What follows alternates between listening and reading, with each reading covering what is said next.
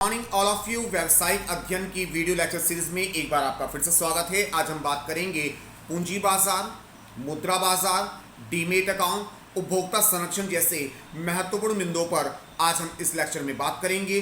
तो मेरा सभी बच्चों से अनुरोध है, अपने हेडफोन ऑन कर लीजिए, नोट्स बनाने शुरू कीजिए और आइए शुरू करते हैं पूंजी बाजार के महत्वपूर्ण बिंदुओं के बारे में। तो पहला प्रश्न बनता है, पूंजी से क्या आशय है? किसी भी व्यवसाय को शुरू करने में जो धनमाल या संपत्ति लगाई जाती है उसे पूंजी कहते हैं। सरल शब्दों में कि व्यापार में जो हमारा इन्वेस्टमेंट होता है, व्यापार को शुरू करने में जो पैसा लगता है उसे पूंजी कहते हैं। नंबर 2, पूंजी की संरचना से क्या आशय है? अब ये तो हमने निर्धारित कर लिया कि हमें इतने पैसों की आवश्यकता होगी। अब ये पैसे हम किन किन साधनों से एकत्र कर सकते हैं? क्या हम अपनी निजी पूंजी से काम करेंगे, साझेदारी में काम करेंगे, या कंपनी का स्वरूप निर्धारित करके अंश बाजार में शेयर, ऋण पत्र या बैंक लोन या बंधक पर ऋण लेकर इसकी पूर्ति करेंगे? यानी सरल शब्दों में अगर आप समझे कि पूंजी को कैसे कैसे किन किन साधनों से हमने प्राप्त करना है, ये जो स्ट्रक्चर बनाया जाता है यही पूंजी संरचना कहलाती है।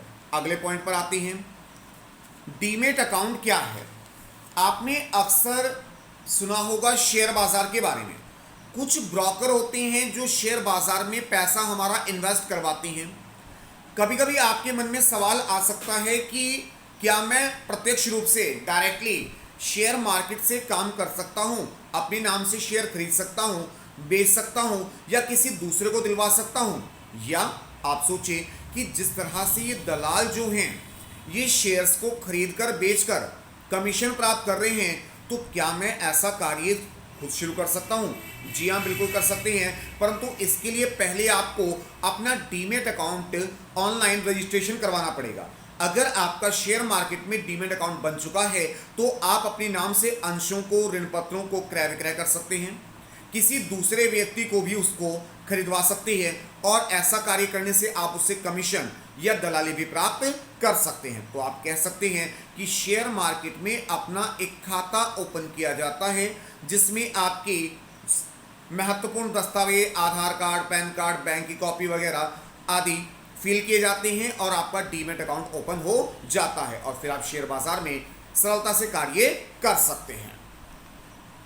अगला महत्वपूर्ण प्रश्न आता है हमारे पास, पूंजी बाजार से क्या आशय है और पूंजी बाजार कितने प्रकार के होते हैं? तो सर, पूंजी बाजार जैसे कि नाम से ही आपको पता चल रहा है कि जहां पर पूंजी का क्रय विक्रय, आदान प्रदान किया जाता है तो उसे पूंजी बाजार कहते हैं, जिसे आप शेयर मार्केट या स्टॉक एक्सचेंज के नाम से भी जानते होंगे।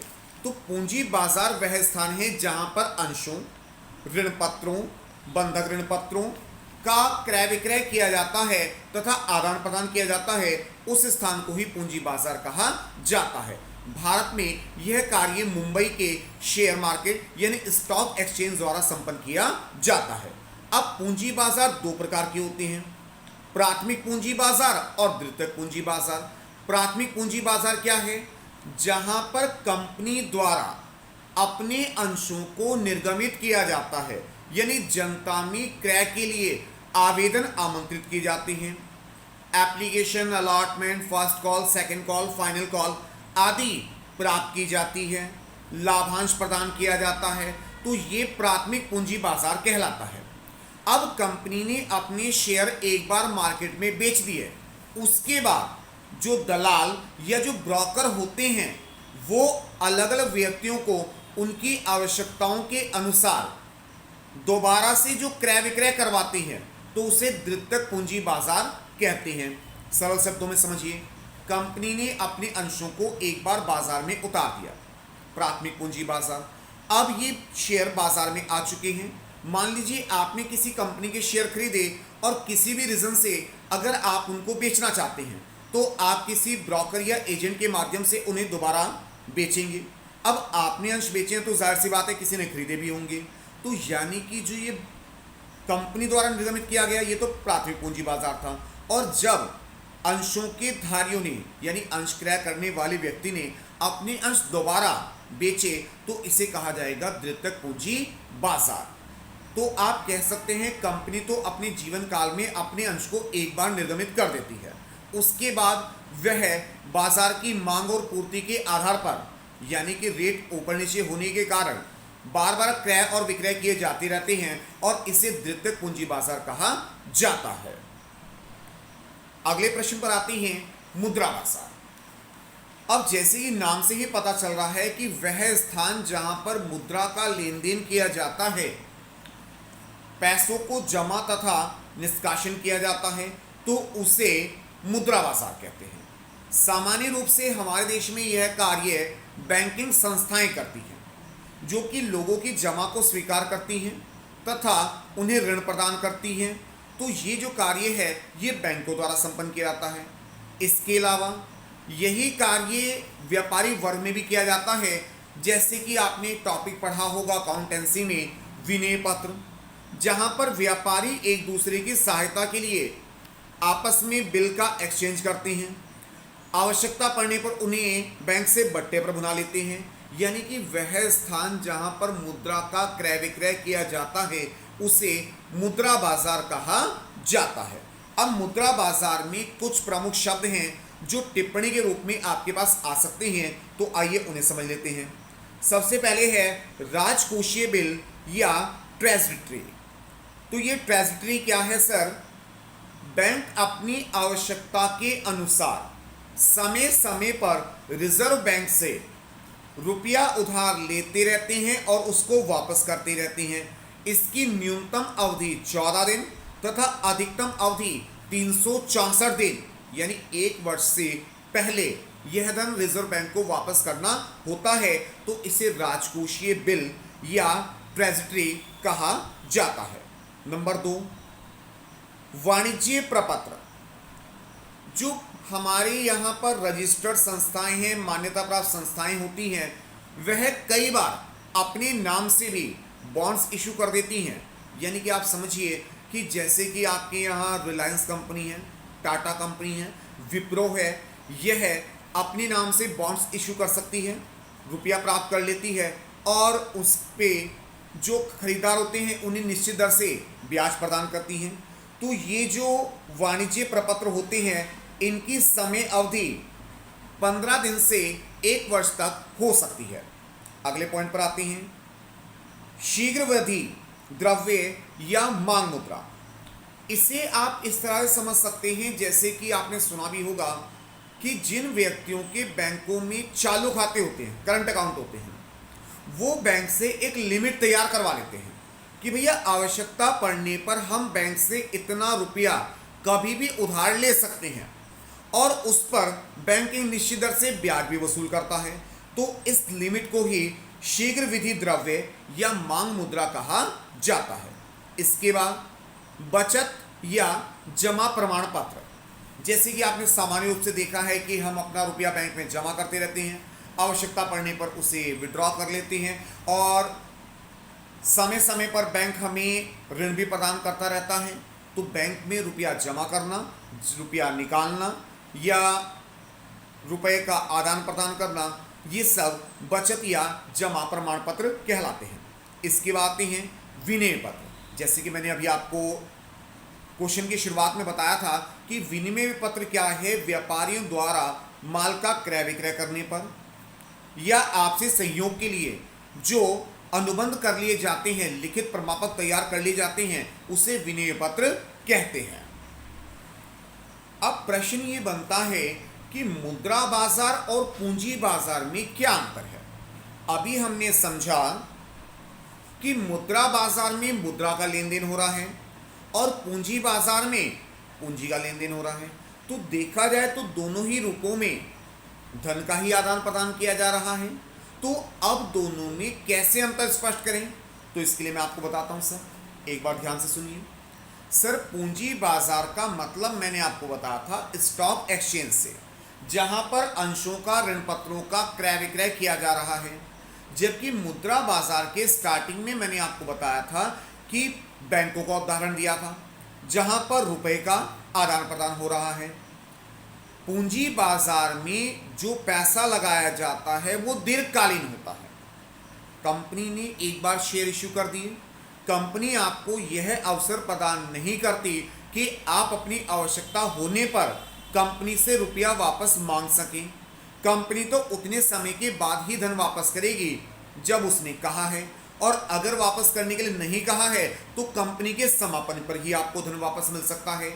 जबकि मुद्रा बाजार में बैंक में आप रुपया जमा करते हैं और समय समय पर निकालने का अवसर मिल जाता है। अगर आपने एफडी वगैरह करवा रखी है तो उस पर भी आप ब्याज ले सकते हैं। यानी कि मुद्रा बाजार में आप अपनी आवश्यकता के अनुसार पैसे को निकाल सकते हैं, जबकि पूंजी बाजार में कंपनी अंशों को एक बार विक्रय करने के बाद धन वापसी का अवसर प्रदान नहीं करती, बल्कि आपको किसी एजेंट या दलाल के माध्यम से अपने अंशों को बाजार में बेचना पड़ेगा। और यह निर्भर इस बात पे करता है कि उस कंपनी के अंशों की क्या डिमांड चल रही है। यानी कि आपको इस कार्य में जितना पैसा लगाया था उससे ज़्यादा भी प्राप्त हो सकता है और कम भी प्राप्त हो सकता है। तो मुझे लगता है कि आप दोनों में अंतर सरलता से समझ गए होंगे।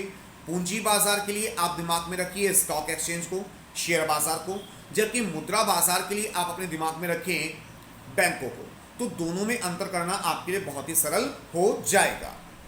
इसके बाद आते हैं व्यवसायिक संगठन के अंतिम लेसन, उपभोक्ता संरक्षण। जैसे कि नाम से ही आपको पता चल रहा है कि उपभोक्ता को उसके अधिकारों, उसके दायित्वों के प्रति जागरूक करने के लिए जो अधिनियम बनाया गया वही उपभोक्ता संरक्षण अधिनियम 1986 के नाम से जाना जाता है। इस अधिनियम का एक मूल उद्देश्य जो उपभोक्ताओं के साथ जालसाजी, धोखाधड़ी, मिलावटी सामान का विक्रय किया जा रहा था उस पर लगाम लगाना है।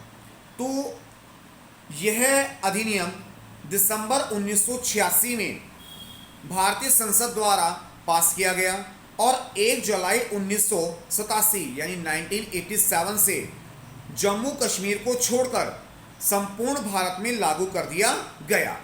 अब इस अधिनियम में उपभोक्ताओं को क्या क्या अधिकार प्रदान किए गए हैं वो मैं आपको संक्षिप्त में समझा देता हूँ।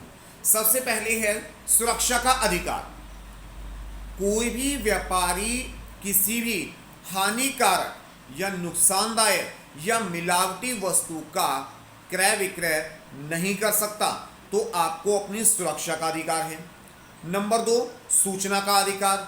आप अगर ध्यान दें तो अगर हम एक छोटा सा 5 रुपए का बिस्किट या 1 रुपए की टॉफ़ी भी अगर लेते हैं तो आप उसके रैपर पर देखिए, उस पर लिखा होता है कि इस वस्तु को किन किन चीज़ों से निर्मित किया गया है, यानी इस वस्तु के निर्माण में क्या क्या वस्तुओं का प्रयोग किया गया है। तो दूसरा महत्वपूर्ण अधिकार है आप पे सूचना का अधिकार। आपको यह जानने का अधिकार है कि जिस वस्तु का आप इस्तेमाल कर रहे हैं वो किस चीज़ से निर्मित की गई है। नंबर 3, चयन का अधिकार। अगर कोई व्यक्ति आपको किसी एक पार्टिकुलर वस्तु क्रय करने के लिए बाध्य करता है कि नहीं आपको यही सामान खरीदना है या यही सामान आपको खरीदना पड़ेगा, तो यह गैर कानूनी है, क्योंकि उपभोक्ता संरक्षण अधिनियम 1986 आपको वस्तु के चयन का अधिकार देता है। यह आपकी इच्छा पर है कि आप किस वस्तु को क्रय करते हैं। दुकानदार अपनी राय तो दे सकता है, अपना सुझाव तो आपको दे सकता है, परंतु वस्तुओं को छांटने के लिए आपको बाध्य नहीं कर सकता। इसके बाद शिकायत का अधिकार। तो अगर किसी वस्तु से आप संतुष्ट नहीं हैं, आप किसी दुकानदार से संतुष्ट नहीं हैं और आपको लग रहा है कि कहीं ना कहीं आपके साथ कुछ छल कपट किया गया है, तो आप उसकी शिकायत कर सकते हैं। क्षतिपूर्ति का अधिकार। नंबर 5 है क्षतिपूर्ति का अधिकार। अगर आपको लगता है कि किसी वस्तु का प्रयोग करने से आपको किसी भी प्रकार की कोई हानि या असुविधा हुई है, तो आप निर्माता कंपनी पर क्षतिपूर्ति का दावा कर सकते हैं, और अगर आपका दावा उचित है तो आपको इस अधिनियम के अंतर्गत क्षतिपूर्ति अवश्य ही प्रदान की जाएगी। उपभोक्ता की शिक्षा का अधिकार। पूछे जाने पर दुकानदार तथा निर्माता का यह दायित्व है कि वह अपनी वस्तु के गुण दोष, उसकी निर्माण विधि की जानकारी आपको निश्चित रूप से प्रदान करें। अब इस अधिनियम में उपभोक्ताओं को बहुत सारे अधिकार दिए गए और साथ साथ कुछ दायित्व प्रदान किए गए हैं। अब कुछ दायित्वों के बारे में बात कर लेते हैं। सबसे पहले है अधिकारों के सही सही प्रयोग करने का अधिकार। ऐसा नहीं है कि किसी भी दुकानदार को परेशान करने के लिए आप उसकी कंप्लेंट करें। अगर आप कंप्लेंट कर रहे हैं तो आपके पास कोई ना कोई ठोस आधार होना आवश्यक है। नंबर 2, सावधानी रखना। ऐसा नहीं है कि सारी दायित्व या सारी जिम्मेदारी निर्माता या दुकानदार की ही बनती है। जब आप वस्तु को क्रय करें तो आपका भी दायित्व बनता है कि उसका वजन, उसकी निर्माण तिथि, उसकी प्रयोग विधि या किस अवधि तक उसको प्रयोग किया जा सकता है, इसकी जांच आप स्वयं भी कर लें। नंबर 3, शिकायत दर्ज करना। यहाँ पर अगर आप कहते हैं कि भैया मैं तो इसने मेरे साथ छल कपट कर लिया और मेरे साथ तो धोखा हो गया, तो सर आप ही की तो जिम्मेदारी बनती है कि आप इस चीज़ की कंप्लेंट करें। सिर्फ कहने से काम नहीं चलेगा, ठीक है ना, कि आप बातें तो बहुत सारी कर रहे हैं कि भैया मैं तो ये मेरे साथ नुकसान हो गया, मुझे इसने गलत कर दिया, तो सर उसकी शिकायत करने का दायित्व जो है वो आप ही का तो है। इसके बाद है विज्ञापनों से बचाव की जिम्मेदारी। प्रत्येक व्यक्ति अपने माल की बिक्री बढ़ाने के लिए अपने माल को औरों से बेहतर बताएगा, परंतु आपको भी कहीं ना कहीं एक तुलनात्मक अध्ययन करना होगा कि मेरे लिए क्या चीज़ उपयोगी है और क्या चीज़ अनुपयोगी है। इसके बाद वस्तु तथा सेवाओं की गुणवत्ता के प्रति जागरूक रहने का अधिकार। ऐसा नहीं है कि सिर्फ हम कहें कि सामने वाले व्यक्ति ने हमें कहा था कि इस वस्तु को इस्तेमाल कीजिए, बहुत अच्छी है, और अभी अच्छी नहीं निकली, तो सर आपकी भी जिम्मेदारी बनती है कि पहले आप थोड़ी मात्रा में वस्तु का क्रय करें, उसका प्रयोग करके देखिए, और अगर आपको लगे कि हाँ ये वस्तु आपके लिए उपयोगी है तो ही आप उसको प्रयोग करना शुरू करें। तो कहने का मतलब क्या है, उपभोक्ता संरक्षण जहाँ उपभोक्ता को बहुत सारे अधिकार देता है तो वहाँ कुछ सामान्य से दायित्व भी देता है कि उपभोक्ता भी अपनी समझबूझ का इस्तेमाल करेगा और तभी वस्तुओं को क्रय करे। तो मुझे लगता है कि इस छोटे से वीडियो लेक्चर में मैंने आपको पूंजी बाजार, मुद्रा बाजार और उपभोक्ता संरक्षण के बारे में समझाने में मैं सफल रहा हूं। और अगर आपको ये वीडियो लेक्चर अच्छा लगा हो तो हमारे चैनल को लाइक कीजिए, शेयर कीजिए, सब्सक्राइब कीजिए और इस तरह की जानकारी के लिए हमारे साथ जुड़े रहें। 1 2 3 law classes with Kabir. Live classes के लिए महाराज सिंह कॉलेज के बराबर में ऊपरी मंजिल Kabir coaching and competition classes, Saharanpur. Thank you.